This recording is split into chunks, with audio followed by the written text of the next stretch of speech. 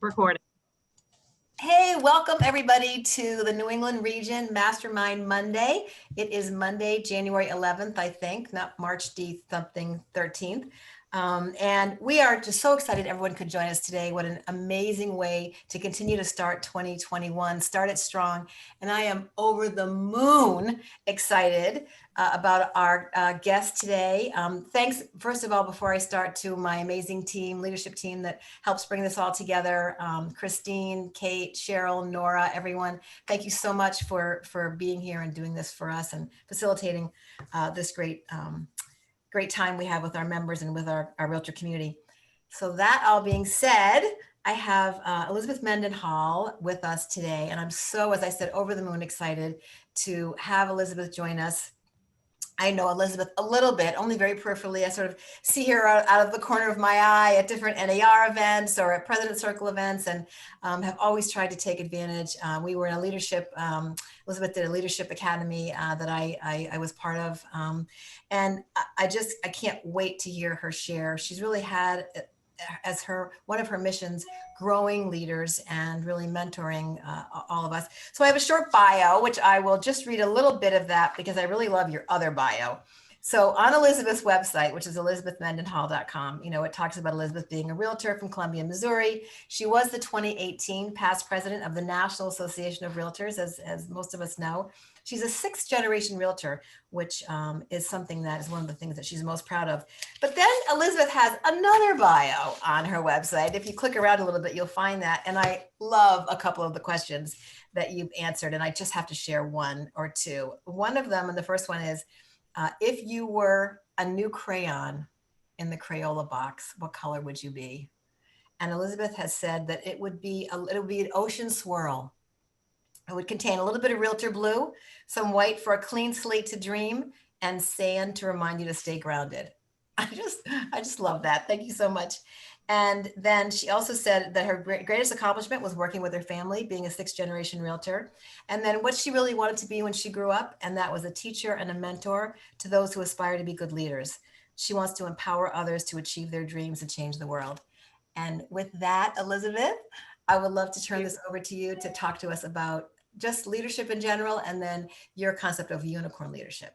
Well, thanks, Lisa. No, it's so nice to be here with you guys. And it is a great way to kick off the year, is to be surrounded by our realtor friends. I always hate the bios because it's like all these crazy things. And I'm like, there's only one word that we all need to know. And that's that word that joins us all together. And that's kind of that realtor word, which is something I know we are all proud to have and know.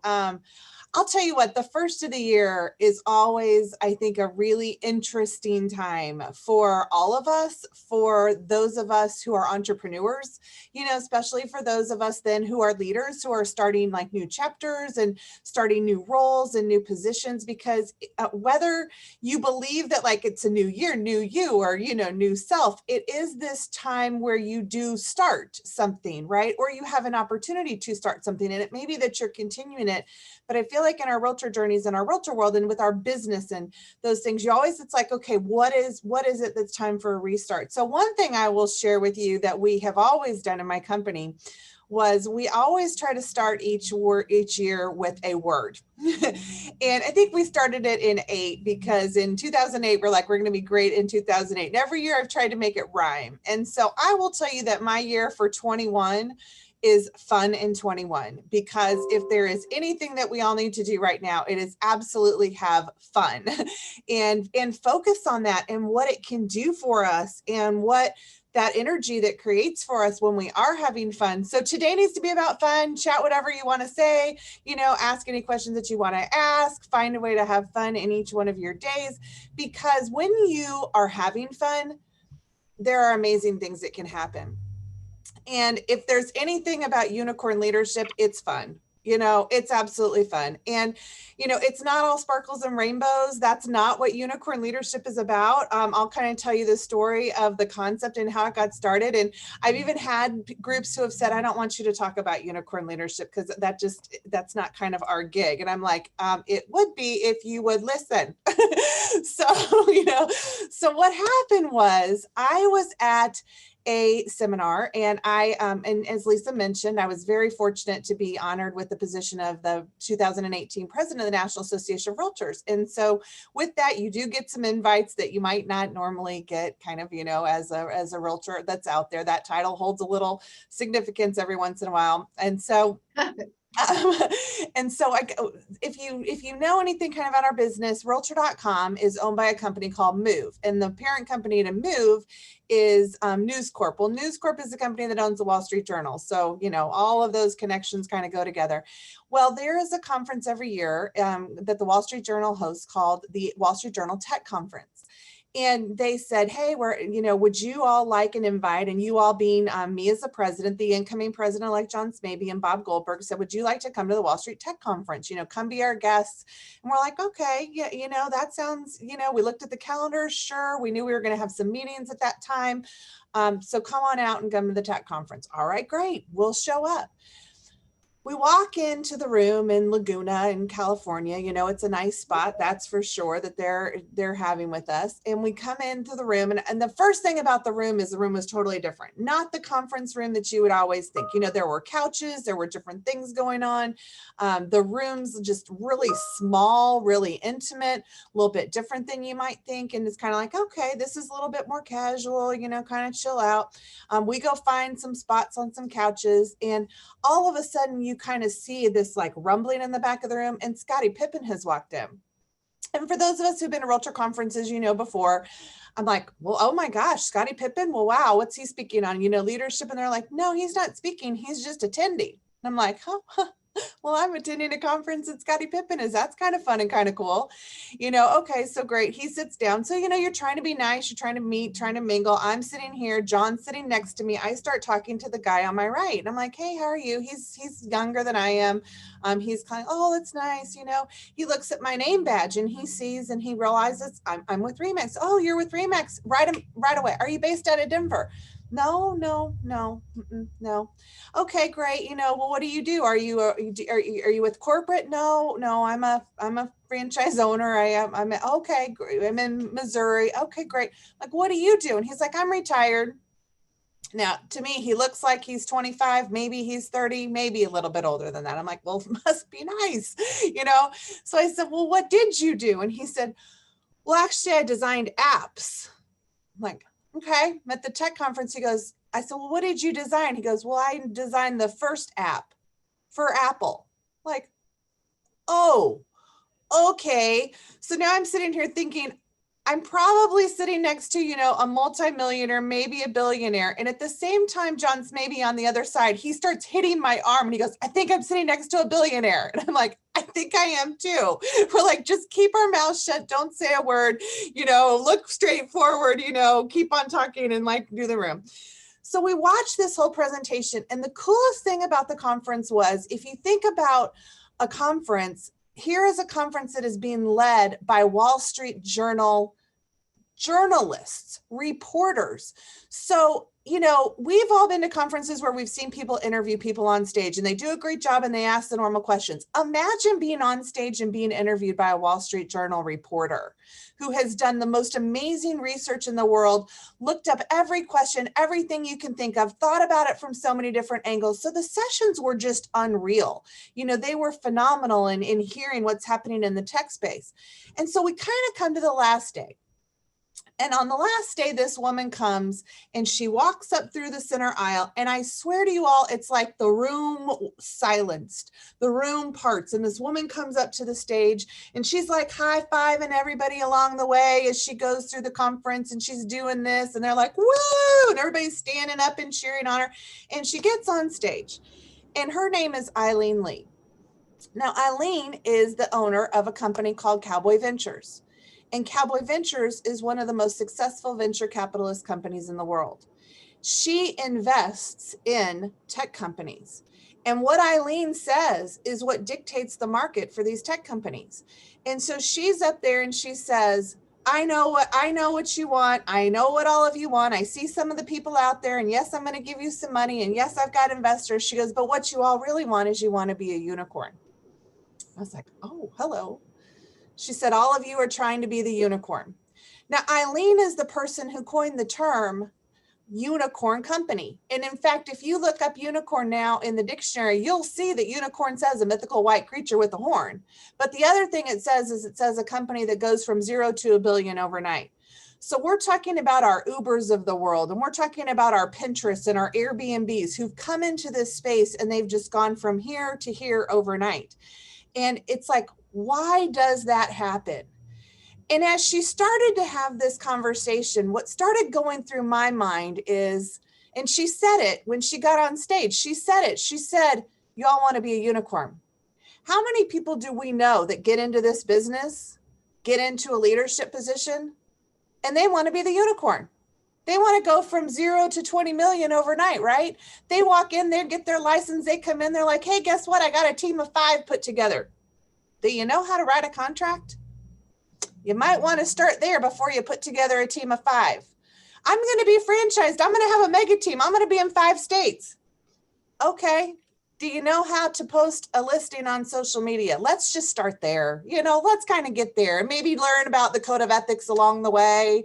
Maybe try to figure that out a little bit along the way. 2 questions that I frequently got asked. One was, how do I become an AR president?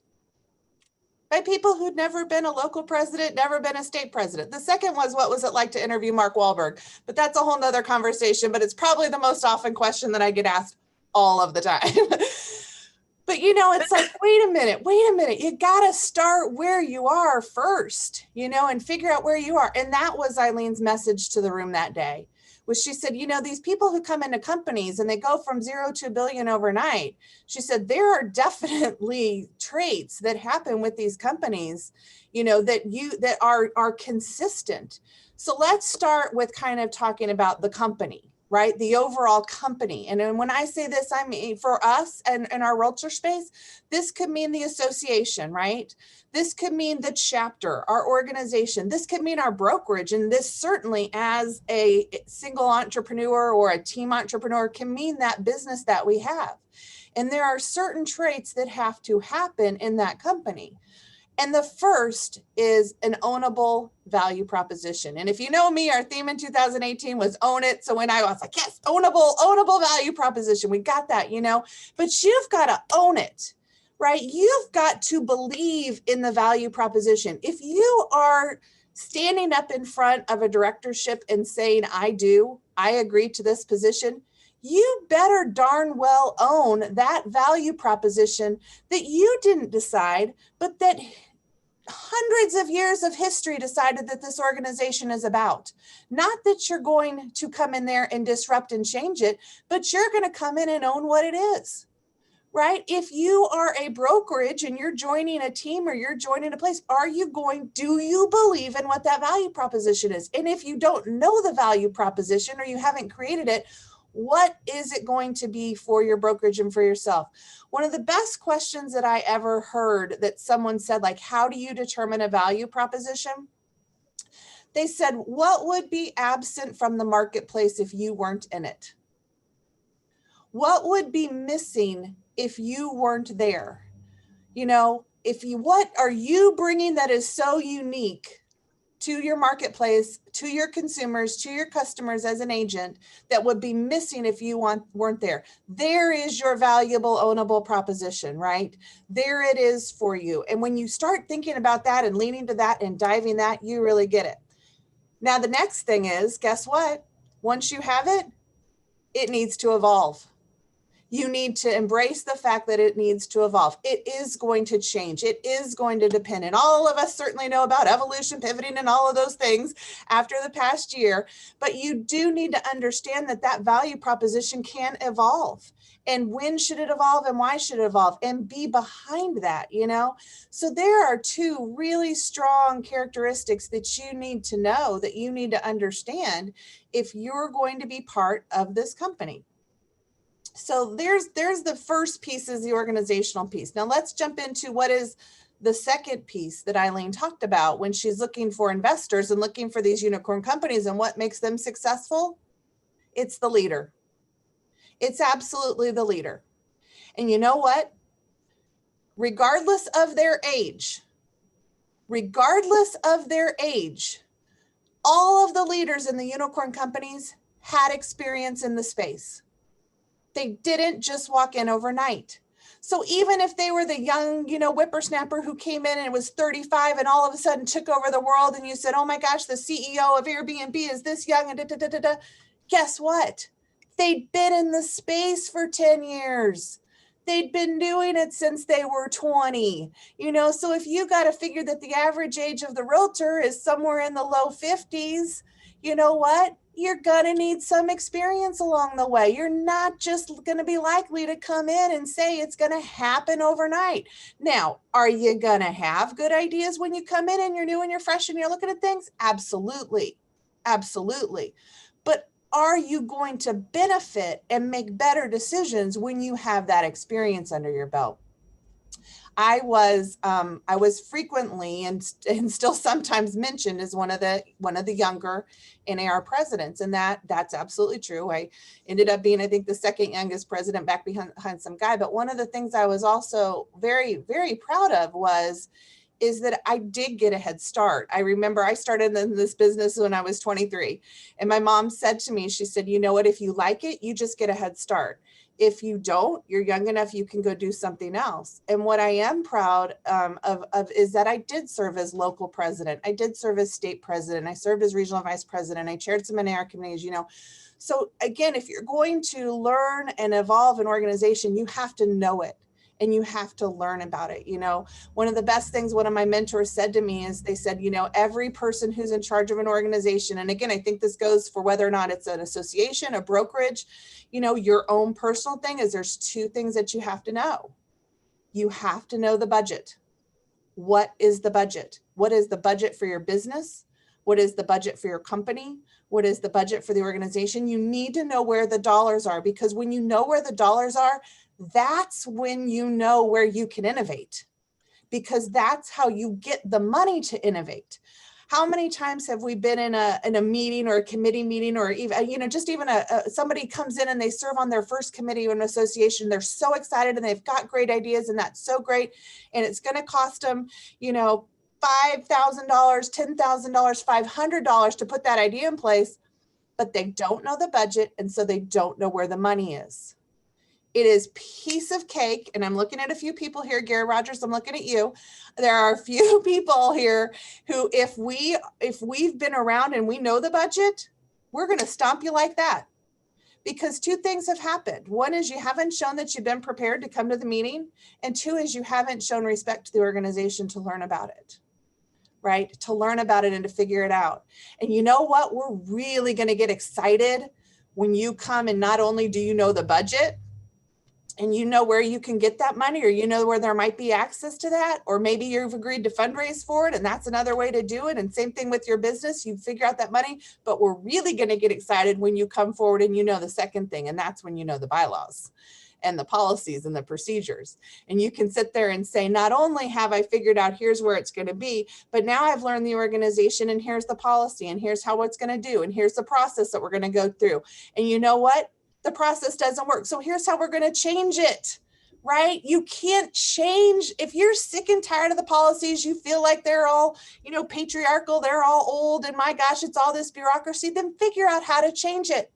All of the policies and all the bylaws have a mechanism in to change it, to add new policies, to add new rules, to add new committee structure, to add new purposes to those committees, to find those new ways. And that's how we evolve the organization. But you got to learn it to understand it before you can evolve it. If it's your individual business, you got to learn the contract. You got to know the process of listing to close before you can teach it to someone else, before you can bring on that buyer's agent.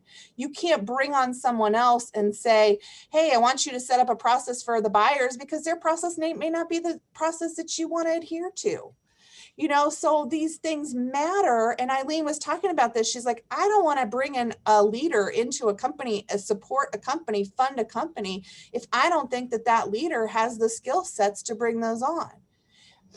The other part about the leader that we've got to acknowledge then is that every leader has different characteristics. right? Every leader has different traits about them. For us in the association world, some of us are experts in legislative, some of us are experts in MLS, some of us have grown up in finance or strategic planning. In our businesses, we all have different characteristics. There's if you ask me, I'm kind of the person who thinks it out a little bit more. If you told me that I had to call 20 people, I'm going to set up a spreadsheet. I'm going to put their phone numbers on the spreadsheet. I'm going to put their email addresses just in case, make sure I know, okay, I've got my check marks. Did I leave a message? Did I leave a voicemail? Did I try to email them? And I'm going to get that ready. If I tell John, maybe we've got 20 people to call, he'll call me back in 20 minutes or an hour and say he's called them all. It's just done. He's like, take immediate action. He's done with that, and then I'll use an example of Bill Brown, and just plug your ears if you want to. Get ready. Here's the censored part of the comment. Bill Brown is an absolutely walk the talk guy. He's going to tell you exactly how he feels when he feels it. I'll never forget, we were sitting in a meeting one day and Bill comes in and he basically goes, "What the F are you talking about?" And I'm like, "Oh, hello, what just happened here? Oh my God, what's going on?" And I'll tell you, by the end of the meeting, I finally looked at him and I go, "What the F are you talking about?" I was like, "Wait a minute, you can get this too, back at you." But the thing was, when we left the meeting, it had all gotten out on the table, right? It was done. We knew how everybody felt. It had been said, it was out the room. Now that's somebody I can work with, right? That's somebody that I know. Because the third part of unicorn leadership and the third part of unicorn companies and really successful organizations is the team has to be a team, has to be a true team. And when you can really acknowledge in yourself that I don't know everything, I can't know everything about my organization. And if I'm a realtor, yeah, you know what? Maybe 20 years ago, but the business has evolved. I can't do social. I can't do prospecting. I can't manage my content management system the way I want to. I can't know the QuickBooks the way I want to, right? I can't do, all video the way I want to, right? I can't do all of those things in a day. I do need help. I need support. I need other people in my team. And if it's I pay them or I hire them or they're contracted for me or it's from my brokerage, however that is, I've got to acknowledge that I can't do it all. And the only way that that team starts to work and starts to function is by building the trust of the team. And you have to believe in your team and you have to believe in that trust.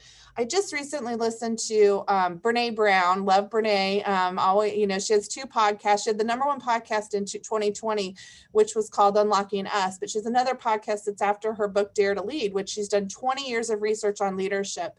And one of the things that she found is that the word that consistently, so we all have a really hard time describing what is leadership, but it's really easy for us to define what isn't leadership.